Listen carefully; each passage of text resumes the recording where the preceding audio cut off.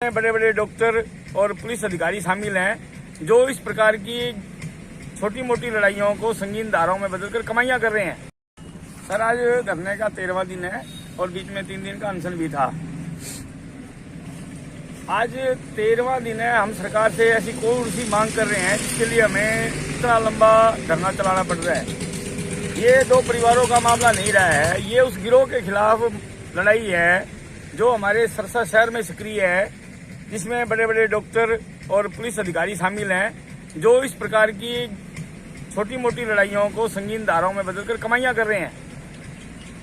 Civil hospital से एक RTI का गलत जवाब आता है इस मैटर पर। उसके बाद डीएसपी संजय सिंह जी सामा परिवार पर राजीनामे के लिए दबाव बना रहे हैं। तो सरसा की जनता को हमारे साथ आना चाहिए इस लड़ाई में, क्योंकि ये लड़ाई अब 2 परिवारों की नहीं रही है, सच और झूठ की लड़ाई है।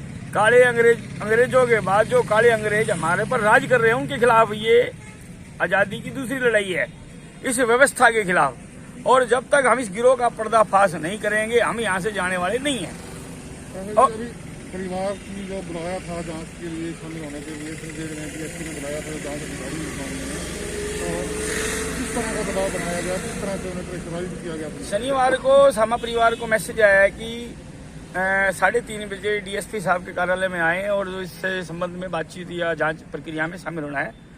तो हंसराज सामा जी और उनके बेटे वगैरह वहाँ गए, तो हमारे तो साथी भी गए थे। तो वहाँ पर उनकी तरफ से डीएसपी साहब की तरफ से आया कि आपका राजीनामा करवा देते हैं, इस तरह की वहाँ बात चली। तो हमारे साथियों ने यहाँ आकर बताया कि वहाँ जाँच नहीं चल रही, राजीनामे के लिए बातचीत करे जा रहा है, उनको कहा जा रहा है कि राजीनामा करो।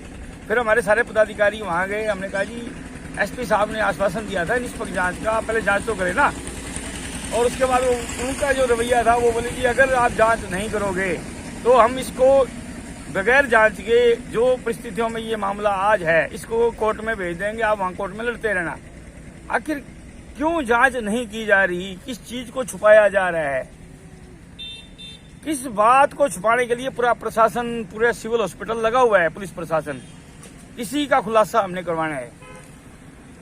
और इस बात को लेकर हमने कल एसपी साहब से मिले थे और हमने कहा जी डीएसपी साहब का था रवैया कि अगर आप जांच नहीं करोगे तो मामले को हम कोर्ट में भेज देंगे। तो एसपी साहब ने कहा जी मैंने आश्वासन दिया है, जांच होगी। अब उनके आश्वासन पर हम बैठे हैं यहाँ पर, देखते हैं अगर। और इस बात की हमने अपने प्रदेश नेतृत्व को भी जानकारी दे दी है। 1-2 दिन 2-4 दिन इंतजार करते हैं। अगर इनका यही रवैया रहा लटकाने का तो हम अपने आंदोलन को तेज करेंगे इस बात को उठाने के लिए, और जो भी गतिविधियां पार्टी निर्देश देगी हम करेंगे। लेकिन हम घर अब जाने वाले नहीं हैं। आखिर सरसा के सामने आना चाहिए कि कहाँ ये चीजें होती हैं घटित, किस प्रकार मुकदमे झूठे बनते हैं। ये केस है नकली चोट असली केस का, किस प्रकार नकली चोटों की मेडिकल रिपोर्ट बनती है, फिर वो असली केसों में तब्दील होते हैं और फिर बड़े बड़े दलाल उसमें शामिल होते हैं और लाखों की वसूली करते हैं लोगों को डराकर।